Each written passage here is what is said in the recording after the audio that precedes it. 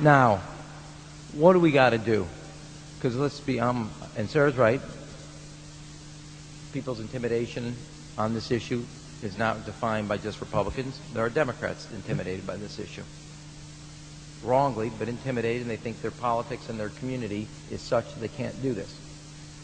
The truth is, what we need again to get moving on this legislation is put together a crime strategy like we had before, which is why we passed the bill today on the cops, putting money back into putting police officers on there, getting voices for change, and then making sure that we have a president, I cannot put my partisanship aside, a Democratic president, who will take that office and use it to protect the streets and the kids that grow up on those streets, and make sure that we once again have an assault weapon ban, a Brady bill with the full force of the law on the land, because we need somebody in the Oval Office that moves this Congress.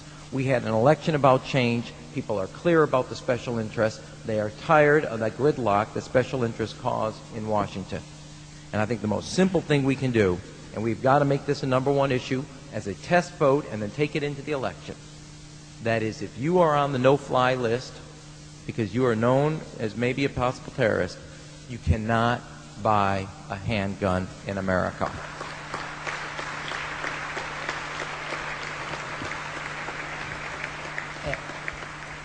And I am not one far from liking the mixing of politics and policy, but as my old boss used to say, give me that vote and throw me into that briar patch. I'll make politics out of that every day, because if it's between that terrorist list and the NRA, I know where America is going to be every time, and they're going to make the right choice, and we have got to start building on that. That is the right thing to take into the election, and it's the right policy. That if you're on that no-fly list, your access to the right to bear arms is canceled, because you're not part of the American family. You don't deserve that right. There is no right for you if you're on that terrorist list. That should be #1 in what we do. Did I just hear that little vile tumor of a human, that wretched pivot man for the corporate penis, say that he wants to make it illegal for everybody who gets on a terrorist no-fly list to be able to carry a gun? Oh my God! Okay, let's have a look at this no-fly list, shall we? First off, 9,000 people a day are falsely identified by this list. The Washington Times, the conservative paper, today reports that among the 9,000 false positive hits per day on the terrorist no-fly list are some federal air marshals. An anonymous agent told the Times in some cases, planes have departed without any coverage, meaning no marshals, because the airline employees were adamant they would not fly. Another agent said, has been getting harassed for 6 years because his exact name is on the no-fly list. You heard me. Because of this always growing, all-consuming terrorist no-fly list, some of the people who are supposed to be on the plane to stop the terrorists on the plane are getting mistaken for suspected terrorists and being kept from getting on the plane. So there you have it, ladies and gentlemen. That is the score. That is what is being dealt with.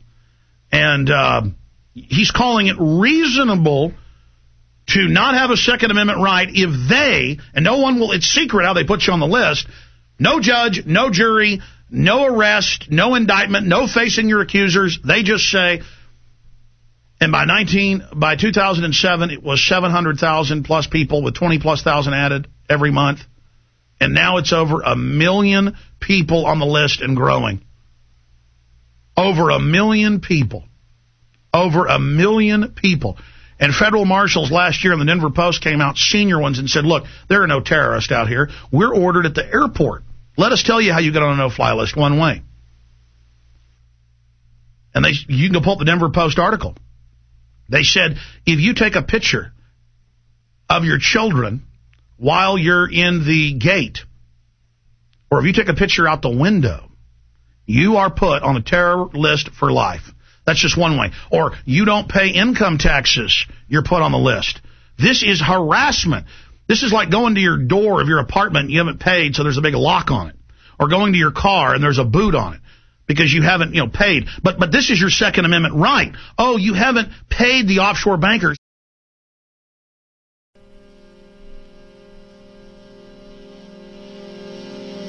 My life is measured by this glass, by all those little sands that through pass.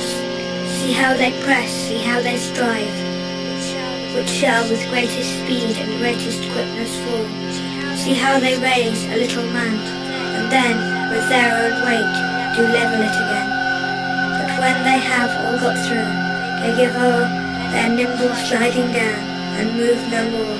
Just such is man, whose hours still forward run, being almost finished ere they are begun. So perfect nothings, such light blasts are we, that ere we are aught at all, we cease to be. Do what we will, our hasty minutes fly, and while we sleep, what do we else but die? How transient our joys, how short their day, that they creep on towards us but fly away. How stinging are our sorrows, where they gain but the least footing, there we will remain.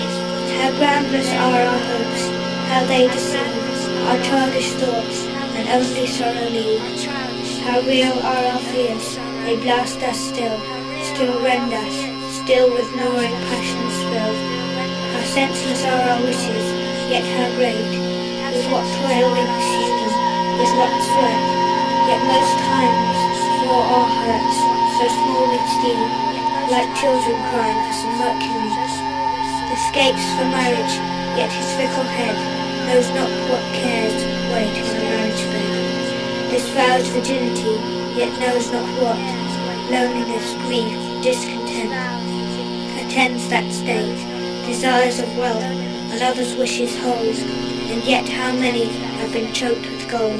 This only hunts for honour, yet who shall ascend the higher, shall the wretched fall. This thirsts for knowledge, yet how is it bought, with many a sleepless night and racking thought. This needs will travel, yet how dangers lay, most secret ambuscados in the way. These triumph in their beauty, though it shall, like a plucked rose or faded lily fall. Another boasts strong arms. Alas, giants have by silly dwarfs been dragged unto their grave. These ruffle in rich silk, though never so gay. A well-plumed peacock is more gay than they. Poor man, what on?